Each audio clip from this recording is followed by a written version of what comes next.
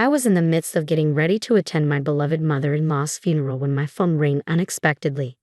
"Don't you dare come to the funeral. Go back to your parents' house in the countryside right away." What? I was baffled, but I decided to comply and headed back home to the rural Midwest. Later, my husband revealed the reason for the abrupt command: the existence of his estranged and loathsome sister Jessica. "So, mom's dead, huh? How much of the inheritance do I get?" Jessica's audacity in trying to profit from her own mother's passing was beyond unforgivable. At that moment, I vowed to protect my mother-in-law's honor and stand up against Jessica. After a fierce confrontation, justice prevailed, and my sister-in-law found herself in a dark, cold cell.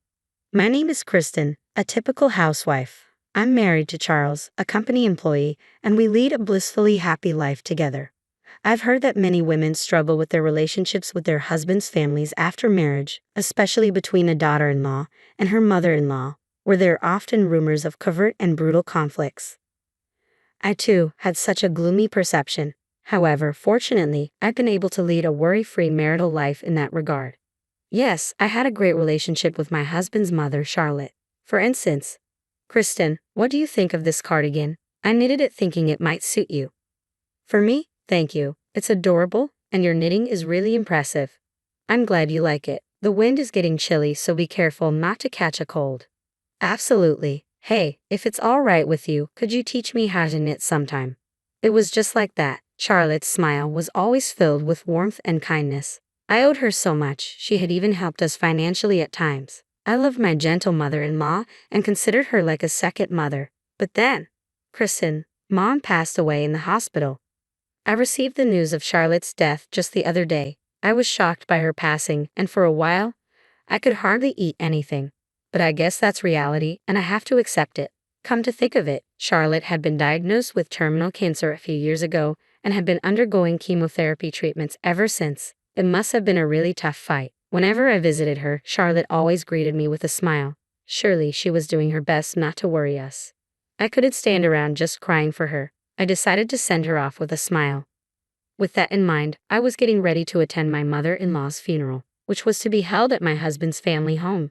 Suddenly, my cell phone, sitting on the table, started ringing. Curiously, I checked my phone and saw my husband's family's number displayed on the screen.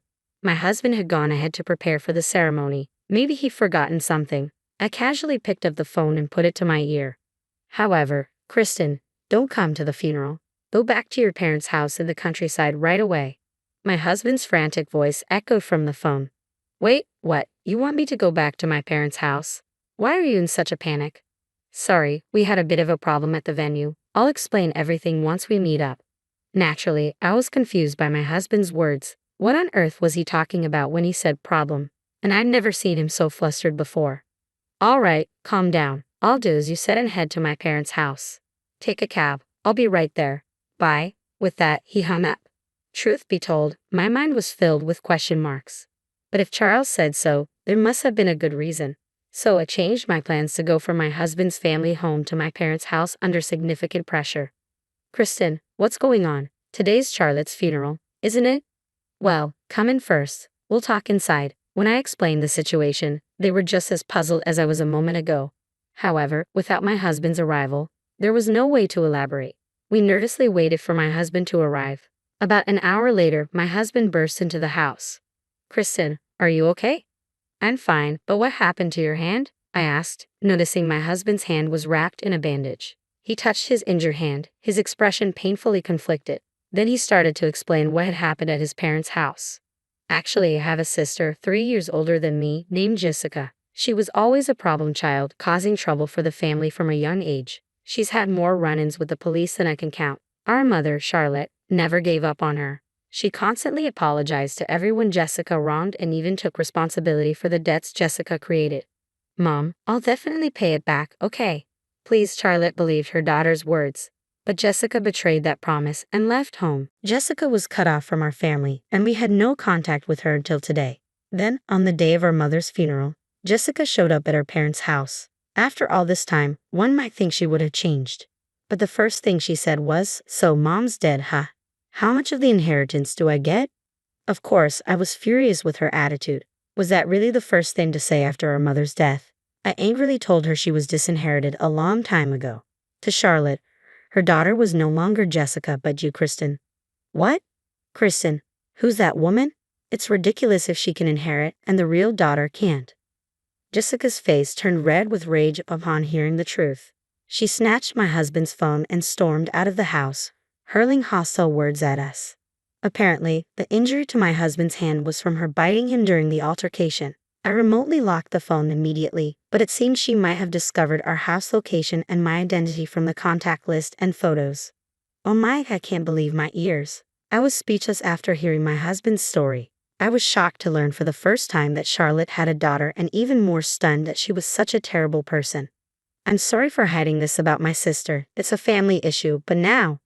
My husband apologized with a pained expression. We were trying to figure out how to deal with the situation, attempting to cheer up my distressed husband. Well, we should probably stay away from our city home for a while, just in case, he suggested. Is our rural home address safe? Yes, I did store that information on my phone. For precautionary reasons, we decided to stay at our rural home. As the new day dawned, the sun rose and the chirping of birds filled the air. I'm off to work. If anything comes up, use my spare phone to give me a ring, okay?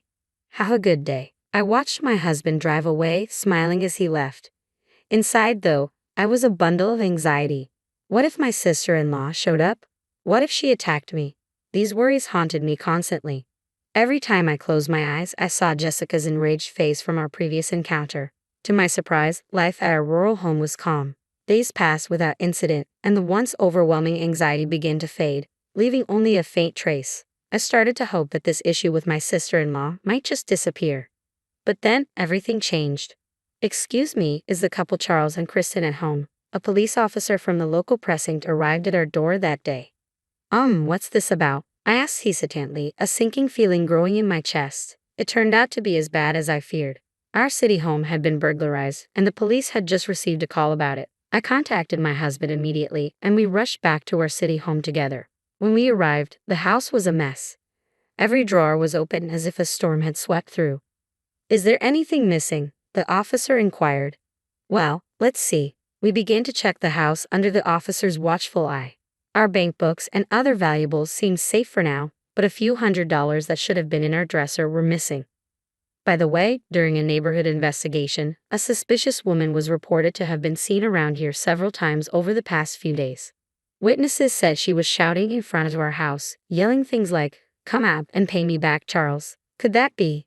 I'm pretty sure, I'd bet 90% sure, that it's Jessica, my husband said, nodding in agreement. We explained the situation to the police, the disrupted funeral, the stolen smartphone, and my husband's injured hand.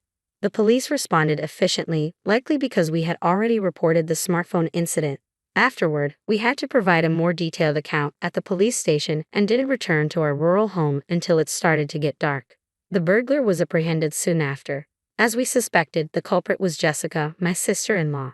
The police informed us that she had audaciously checked into a hotel near the crime scene after the burglary. She was taken into custody while she was casually receiving a massage from room service, and of course, she had paid for all of it with the money she had stolen from our house. Even though Jessica admitted to the crime, she stubbornly denied the burglary itself. The situation was complicated. When family was involved, things weren't always straightforward. We were summoned back to the police station where the officer in charge led us into a room. There, sitting sulkily in a chair, was Jessica, a brunette with an air of defiance. Without warning, she blurted out indignantly, "Charles, how could you do this to your own family? It's unbelievable." Jessica showed no remorse and seemed to believe she had done nothing wrong. Her attitude was probably the same during her police interrogation. She claimed that she hadn't entered the house with the intention to steal. Instead, she said she came to discuss inheritance matters. Since we were never home, she felt forced to break the window to get inside. According to her, the money she stole was only needed to cover her stay in a nearby hotel. In her twisted logic, it was all our fault. Her short-sighted and selfish mindset was staggering. The thought of such a dangerous person holding the grudge against me made me shudder. If I had encountered her alone, who knows what might have happened. Meanwhile, Charles and Jessica were locked in a heated argument. "You've got some nerve showing up after all these years and pretending to be part of the family. Give me back my phone," Charles demanded. Fine, I'll return it. You locked it immediately, so I couldn't even use it properly, just like you, huh? And besides, family is family, isn't it?" Jessica retorted. Mom and I cut ties with you a long time ago. That means you have no claim to her inheritance. Oh really? Leaving all her money to a stranger's daughter instead of her own? Was the old hag out of her mind or what?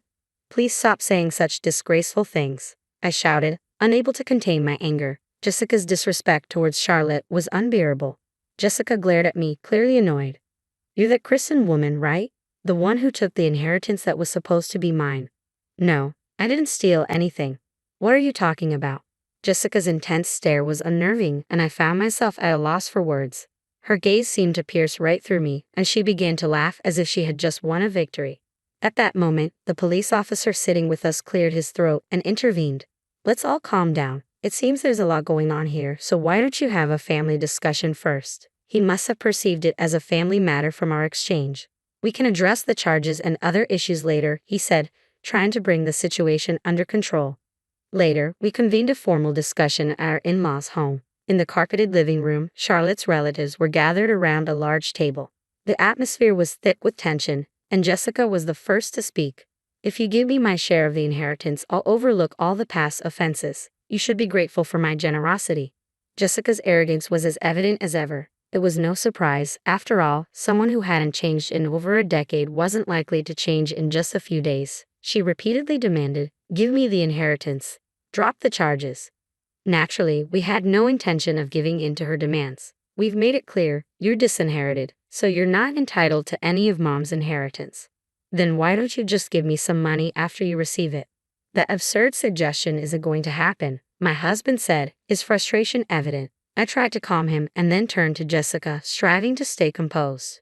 Jessica, did you read the entire will? There was a section about you too. I'm only interested in the inheritance part. The rest is probably just her grievances against me. No, Charlotte was genuinely concerned about you. She had deep regrets. Well then, if she felt that way, she should have given me the inheritance anyway. Jessica scoffed, clearly annoyed. My anger was boiling over, but I also felt a profound sadness. Jessica viewed her mother, Charlotte, as nothing more than a means to an end. Charlotte didn't leave you any money because she knew it would change you, I said, not waiting for her reply. I can't let someone as despicable as you have even a cent of Charlotte's money. Are you kidding me? You've got some nerve, especially since you're not even blood related. I don't want to hear that from someone who has completely disregarded their own blood ties. Jessica hesitated, her eyes narrowing into a menacing glare, but this time, I held my ground and refused to look away. There's nothing more to discuss. Please leave now, I said firmly, maintaining eye contact with the intimidating Jessica. In a fit of rage or perhaps fear, Jessica lunged across the table at me, but my husband and other family members quickly restrained her. Within 10 minutes, the police arrived and escorted her out of the house. As she was led away, she continued to hurl insults, but by the time she was placed into the patrol car, her spirit had clearly been broken, and she slumped in defeat. Later, I learned that Jessica had been sentenced to prison. Our report had been officially accepted, and it turned out she had accumulated substantial debt from loan sharks. Fixation on Charlotte's inheritance was driven by these hidden financial struggles. Regardless, she is expected to lead a harsh life behind bars, never seeing the light of day again. She never understood the depth of a parent's love. She made her bed. Now she has to lie in it. As we reflected on the recent events, our home finally felt orderly and serene again. My husband was offering incense in front of my mother-in-law's portrait when he said, "I was surprised, Kristen, at how bravely you stood your ground." Well, that's because I read mother-in-law's will again. The truth was, I had revisited the will the day before our confrontation with Jessica. I hadn't had the chance to thoroughly read it before. The will was filled with Charlotte's heartfelt sentiments, almost like a personal letter. Each word she had written moved me deeply. Charlotte's concern for her child was evident in every line. She had left no trace of bitterness, only cared for her daughter's well-being, and had passed away hoping for our happiness as a couple. Charlotte would have wanted to do so much for her own daughter. As I held my cardigan tightly, tears welled up as I thought about her. Seeing me so emotional, my husband tried to comfort me.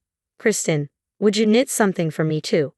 "Of course," I said, wiping my tears with a smile. "I'll show you mother-in-law's knitting technique." I resolved to honor her memory by making good use of her inheritance and living a happy life in her name.